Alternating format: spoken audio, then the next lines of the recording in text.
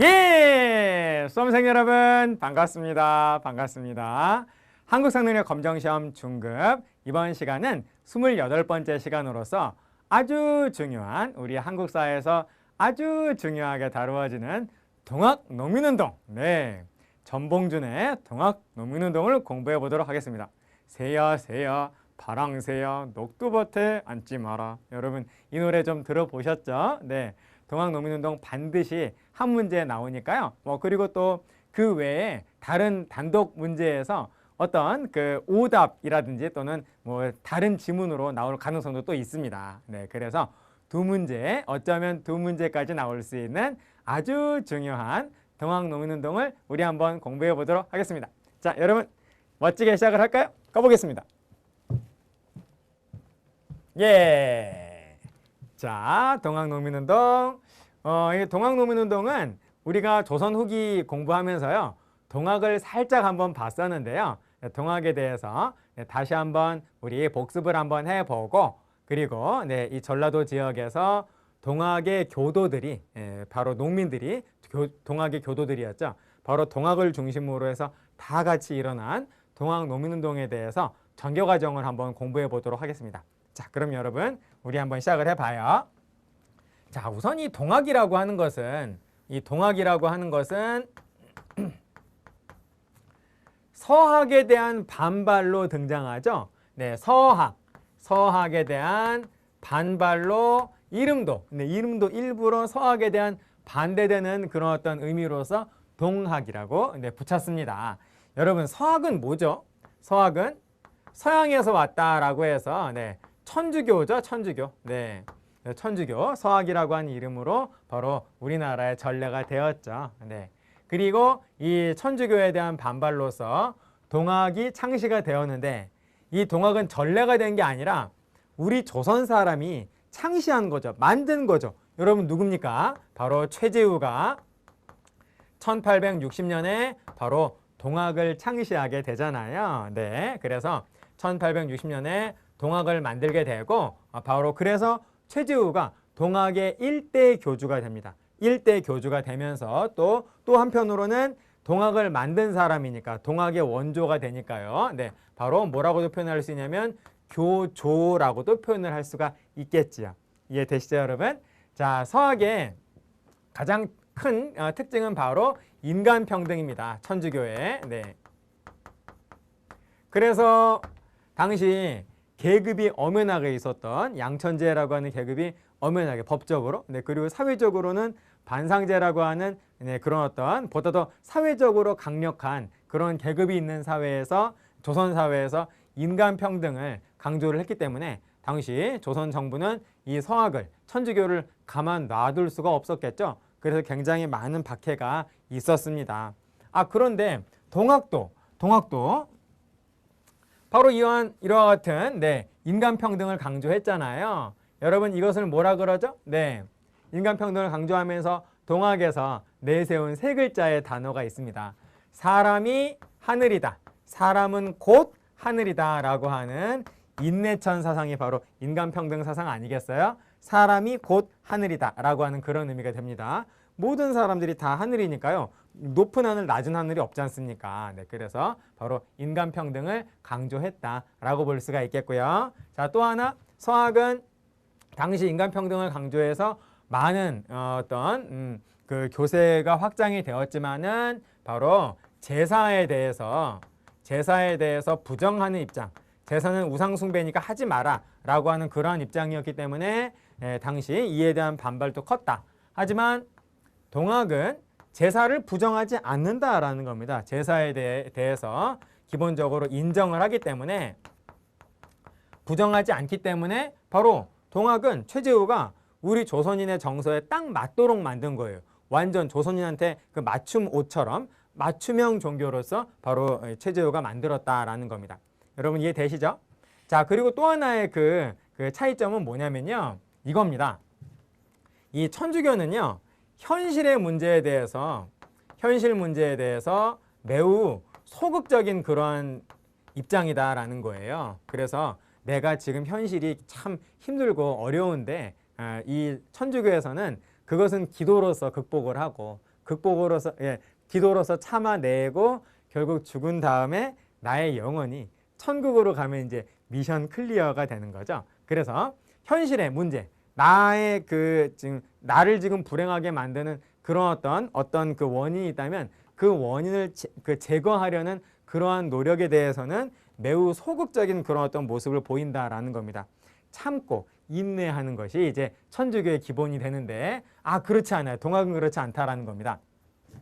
여기에 대해서 동학은 어떤 입장이냐면 현실 문제에 대해서 매우 적극적인 그리고 매우 공격적인 성향을 띈다라는 겁니다.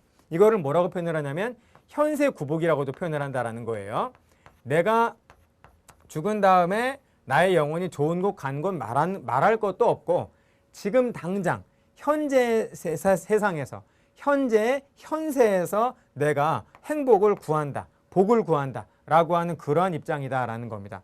그래서 나의 그 현재의 행복을 가로막고 나의 현재의 행복을 불행하게 만드는 어떠한 존재가 있다면 바로 이 동학에서는 그러한 어떤 존재를 지금 당장 없애려는, 그리고 그것이 없애는 게 힘들다면 다 함께 그것을 싸워서 투쟁을 해서 그것을 없애려는 매우 적극적이고 공격적인 성향을 띠게 된다라는 겁니다. 그래서 결국 이러한 동학이 가지고 있는 이런 현실 문제에 대한 적극적인 성향으로 인해서 와 하고 들고 일어난 게 바로 다름 아닌 1894년에 동학 농민운동이 되겠다라고 여러분 생각을 해주시면 된다라는 거죠. 동학 농민운동과 함께 1894년은 굉장히 중요하다 그랬죠. 암기법이 있었어요. 동청갑, 동학 농민운동, 그리고 청일전쟁, 그리고 갑오개혁은 모두 다 연도가 1894년으로 같다.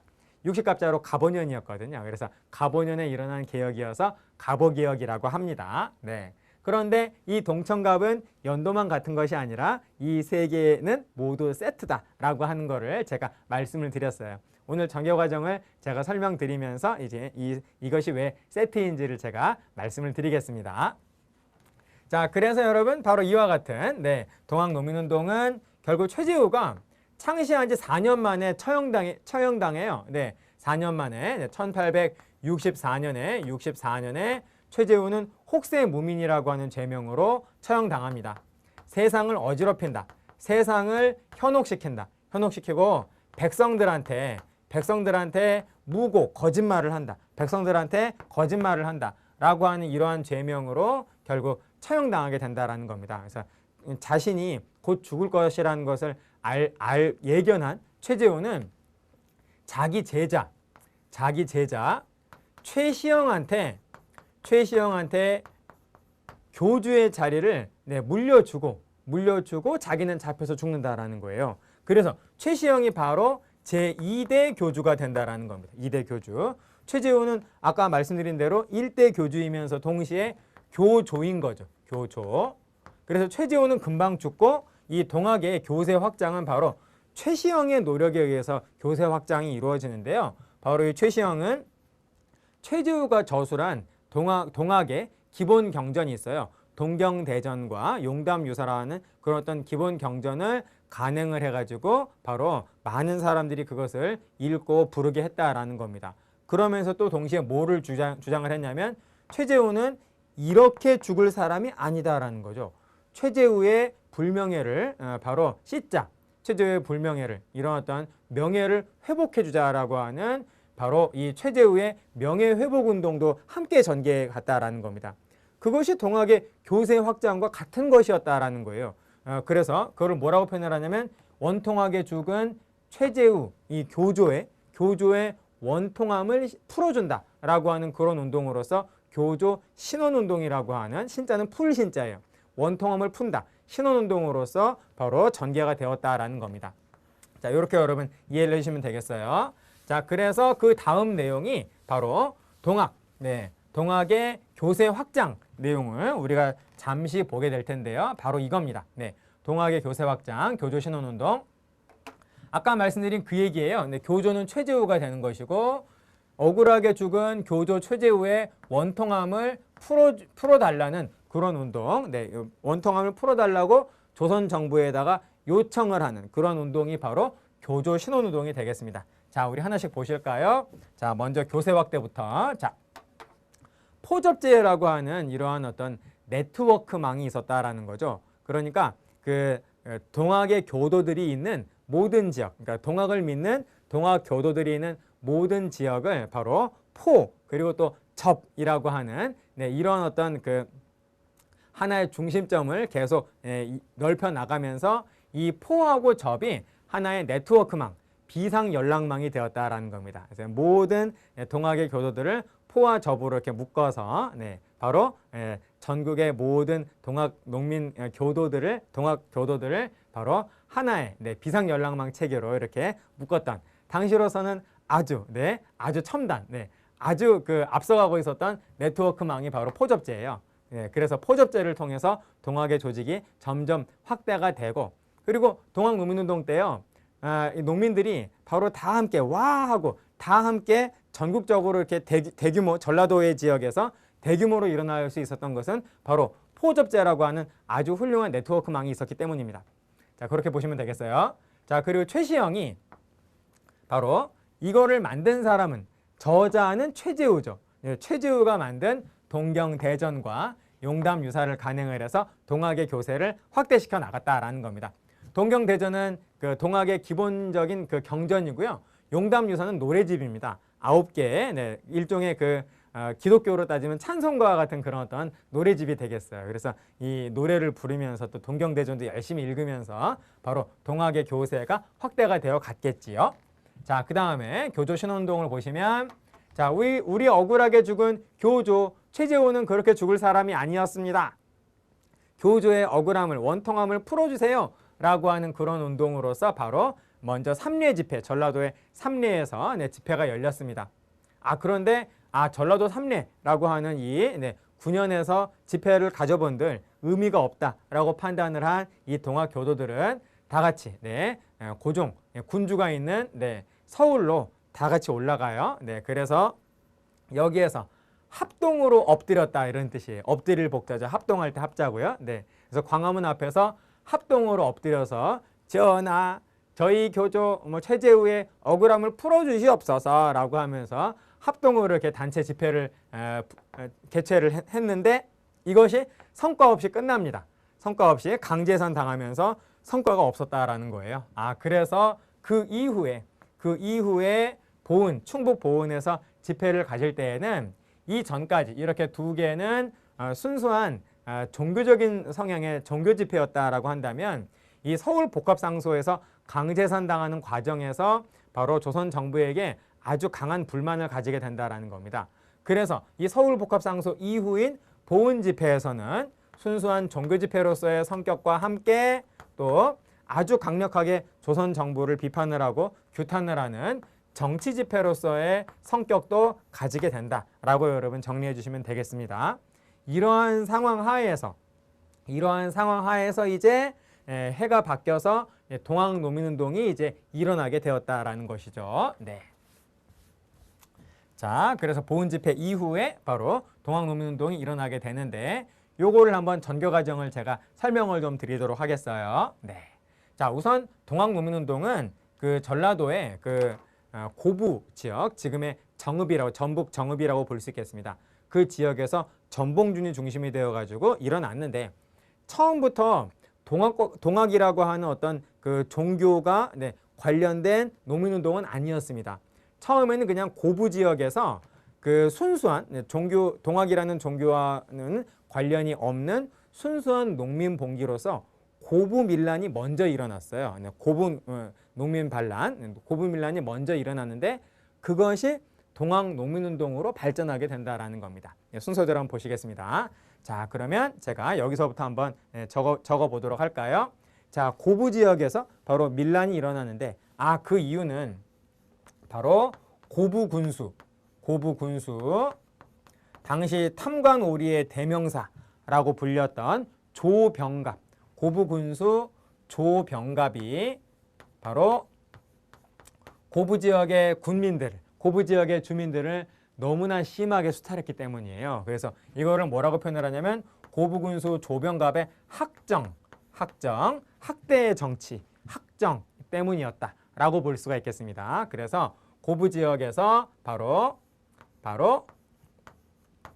우리는 정말로 견딜 수가 없다라고 하면서 고부 지역에서 농민들이 반란을 일으켰으니 이것을 뭐라고 한다? 고부 밀란이라고 한다라는 것이죠. 네, 고부 밀란. 네.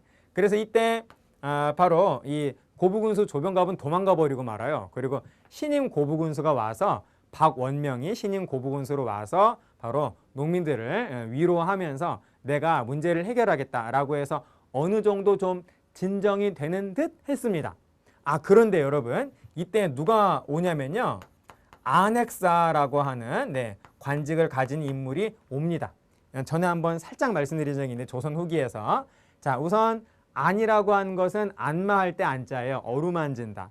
그래서 농민 반란이 일어났을 때 안핵사가 와서 제일 먼저 뭐 하죠? 그 농민들, 반란을 일으킨 농민들을 위로부터 하잖아요. 위로하고 내가 왔으니 걱정하지 마라. 해결해 주겠다. 라고 하면서 이제 그 농민 반란이 일어난 진상조사를 하죠. 그 진상조사가 바로 핵입니다.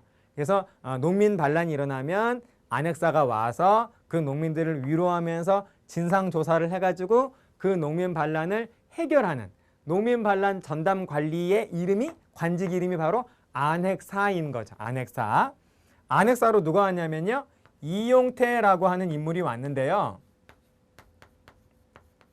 이 이용태도 원래 그 탐관오리입니다. 네, 그래서 이 이용태가 누구 편을 드냐면 같은 탐관오리인 조병갑 편을 드는 거예요. 그래서 모든 고부밀란의 원인을 바로 고부 백성들한테 그 어떤 문제가 있다라고 하면서 바로 고부의 백성들을 굉장히 많이 탄압하고 또 처형합니다. 그래서 이 이용태가 그 잠잠해지던 이 고부 지역의 불씨를 다시 확 살린 거예요. 그냥 불같이 농민 반란이 일어나게끔 한 겁니다. 그래서 안핵사 이용태의 이 탄압으로 인해서 당시 고부 지역의 중심 인물인 전봉준이 당시 동학교도였고 그리고 전라도 지역의 포접제 하에서 전라도 지역은 대체로 남접으로 분류가 됐는데요. 남접의 접주였습니다. 남접의 접주. 그리고 북접은 충청도 지역을 전라도의 북쪽에 있어서 충청도 지역을 북접이라고 하고 그리고 전라도 지역을 남접이라고 하는데 당시 전봉준은 남접의 접주였어요. 전라도 지역에. 그래서 이 전봉준이 포접제라고 하는 이런 동학의 네트워크망을 이용을 해서 우리가 늘 한 곳에서만 뿅 하고 농민봉기가 일어나니까 이게 해결이 안 된다. 우리 다 같이 들고 일어나자 라고 해서 바로 전라도 지역의 그 동학 교도들이 다 같이 와 하고 들고 일어나게 되니 그것이 바로 동학 노민운동이 시작이 된다라는 겁니다. 그래서 안핵사 이용태의 탄압으로 인해서 바로 동학 노민운동 1차 봉기가 동학 노민운동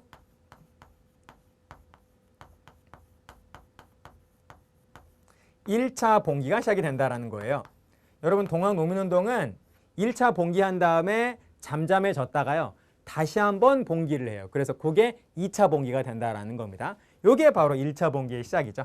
그래서 전라도 무장지역, 전라도 무장현에서 일단 이들이 와 하고 들고 일어난 다음에 다 어디로 가냐면 백산으로 갑니다.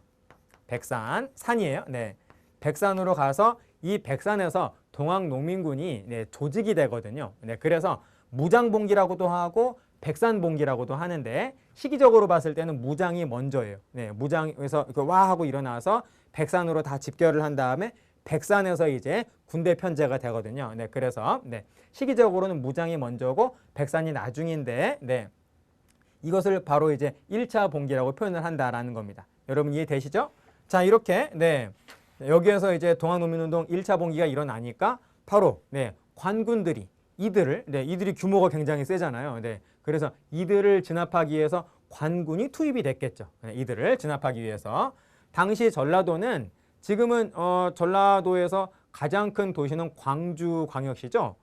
그런데 그 당시에는 전라도를 대표하는 가장 큰 거점 도시가 전주였습니다. 전주. 그래서 이 전주에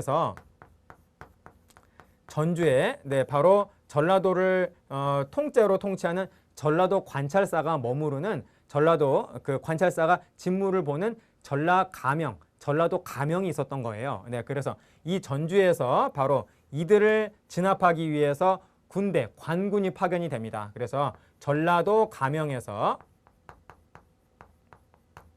관군이 파견이 되니까 전라도 가명의 관군이죠. 네, 관군이 파견이 돼서 오는데 바로 동학농민군은 이들과 맞서 싸우게 되는 거죠. 이들과 맞서서 바로 어디에서 싸우게 되냐면 황토현에서 바로 네, 전주에서 온 전라도 가명군과 동학농민군이 맞붙었다라는 겁니다. 황토현에서 한판 전투를 벌이게 되는데 여기에서 누가 승리하느냐? 당연히 동학농민군이 승리하겠죠. 여기서 관군한테 진압받았으면 우리가 공부하는 동학농민운동은 없지 않겠습니까? 네, 당연히 승리하겠죠. 네, 승리한다라는 겁니다.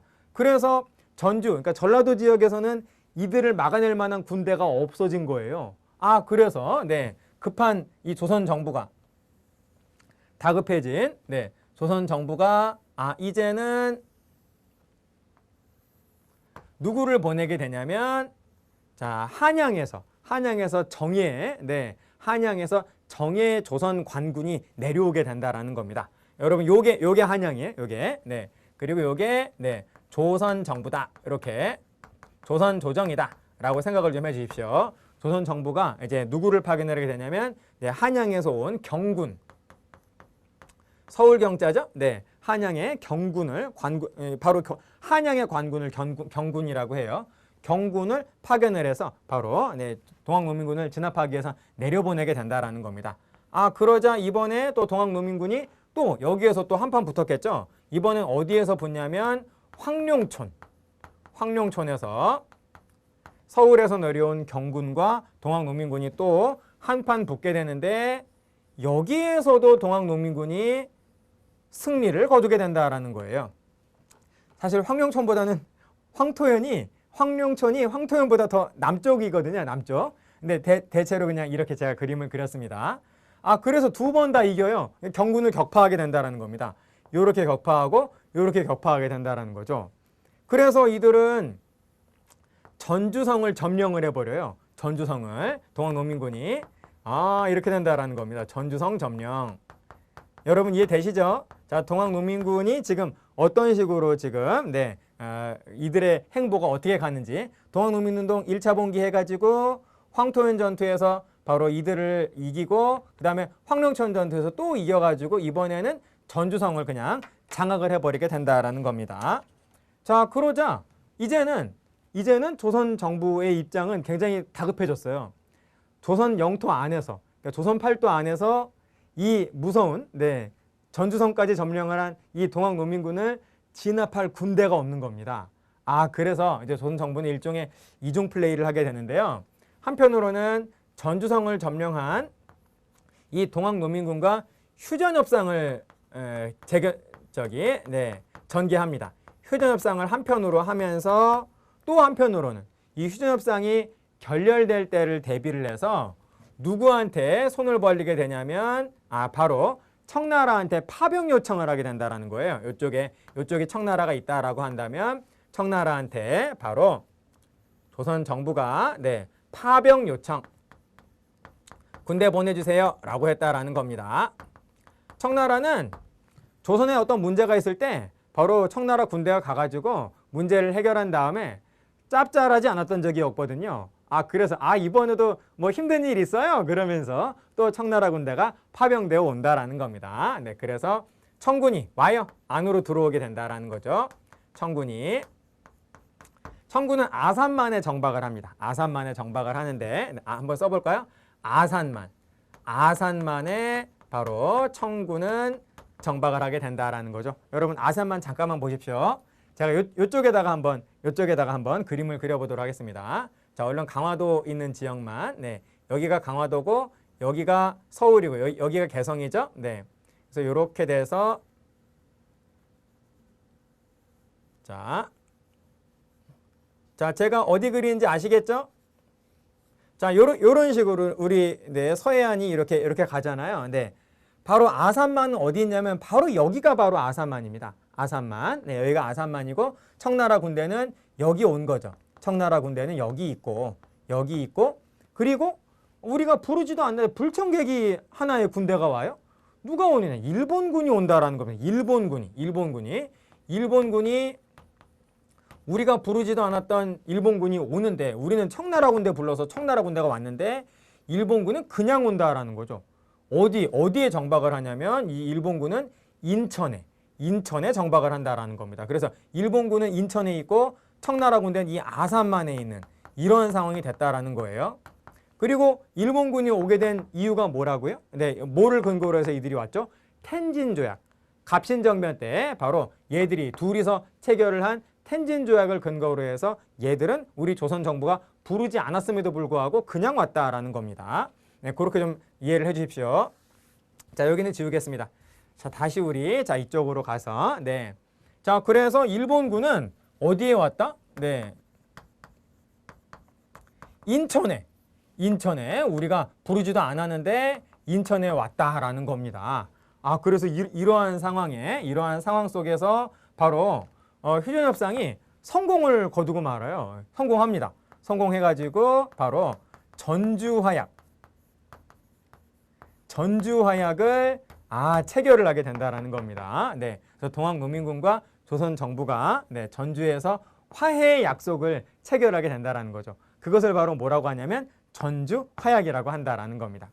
그래서 동학농민군의 그 요구 조건을 조선 정부는 웬만하면 다 들어주게 된다라는 거예요. 그래서 전주화약의 내용이 뭐냐면 일단 전주를 지금 점령을 하고 전라도 지역은 모두 지금 동학농민군의 수중에 있기 때문에 동학농민군의 자치권을 인정해주게 됩니다. 네, 그래서 전주화약 이후에 바로 동학농민군이 전라도 지역을 이들이 자치하게 된다라는 거죠. 그래서 이제는 전라도 지역에 이제 못 들어오게 됩니다. 조선 조정이 이제 어떤 영향력을 행사하지 못하고 동학농민군이 바로 이 전라도를 통치하게 되는데요. 바로 동학농민군은 집강소라고 하는 이러한 자치행정기구를 통해서 바로 전라도 지역을 통치하게 된다라는 것이죠. 여러분 이해되시죠? 네. 자, 그리고 또 동학농민군은 조선 정부한테 개혁안을 제출합니다. 그 개혁안의 이름이 뭐냐면요. 폐정개혁안이에요. 폐정개혁안이라고 하는 개혁안을 제출을 합니다. 그래서 폐단이 있는 정치를 개혁하는 폐정개혁안 12개조를 조선 정부한테 딱 제출을 했더니 조선 정부는 이거를 또 받아들이게 된다라는 거죠. 조선 정부는 바로 이 두 개의 군대가 와 있는 게 조선 정부도 싫고 동학농민군도 싫고, 그래서 평소 같으면은 조선 정부가 절대 들어주지 않는 그런 엄청난 요구, 동학농민군의 요구를 조선 정부는 모두 들어줬다라는 거예요. 전라도 지역 자치하게 해주죠. 그리고 동학농민군들로부터 폐정개혁안 받은 거, 그 받은 폐정개혁안대로 바로 개혁을 하기 위해서 개혁기구 하나를 만듭니다. 그 개혁기구 이름이 뭐냐면 교정청이라는 거예요. 교정청이라고 하는 개혁기구를 만들어서 바로 폐정개혁안을 실천하려고 하고, 그리고 동학농민군은 전라도 지역을 집강소를 통해서 스스로 통치하고 있잖아요. 그래서 이 집강소를 통해서 동학농민군은 폐정개혁안을 여기서 실제로 실천을 합니다. 폐정개혁안을 이들은 전라도 안에서 실천해 나간다라는 겁니다. 네. 그래서 교정청은 이제 문제가 해결이 되었으니, 무마가 되었으니 돌아가 달라라고 하는 요청을 일본군과 청군에게 모두 하게 된다라는 겁니다.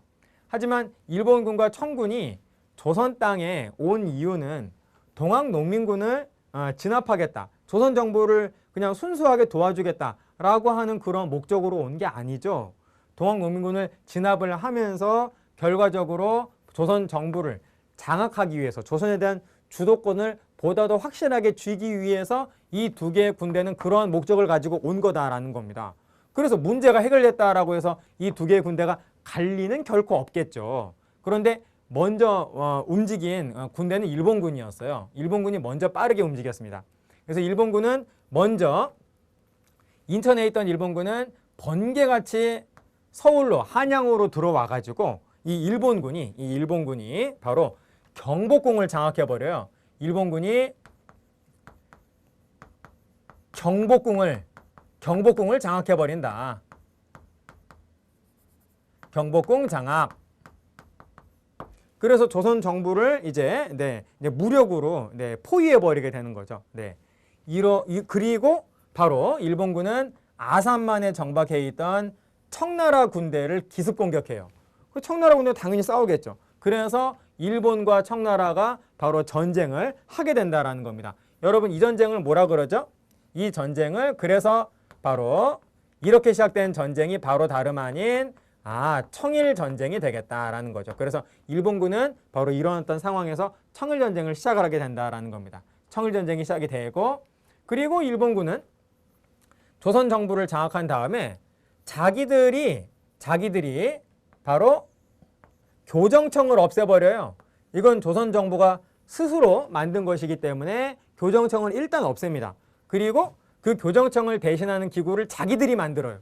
자기들이 교정청을 대신하는 기구를 자기들이 새롭게 만들어서 그거를 뭐라고 이름 붙이냐면 군국기무처라고 한다라는 겁니다. 군국기무처라고 이름을 붙인 후 이 군국기무처를 중심으로 해서 바로 일본이 조선을 식민지로 만드는 것을 보다 더 쉽게 만들 수 있도록, 보다 더 쉽게 하도록 조선을 일본식으로 근대화하는 그런 어떤 개혁을 조선한테 강요하게 된다라는 겁니다. 그렇게 해서 시작된 개혁이 바로 다름 아닌 가보개혁이 된다라는 거예요. 가보개혁. 그렇게 해서 이 군국기무처를 중심으로 해서 바로 가보개혁이 추진이 되게 된다라는 겁니다. 자, 그래서 여러분, 그래서 세트예요.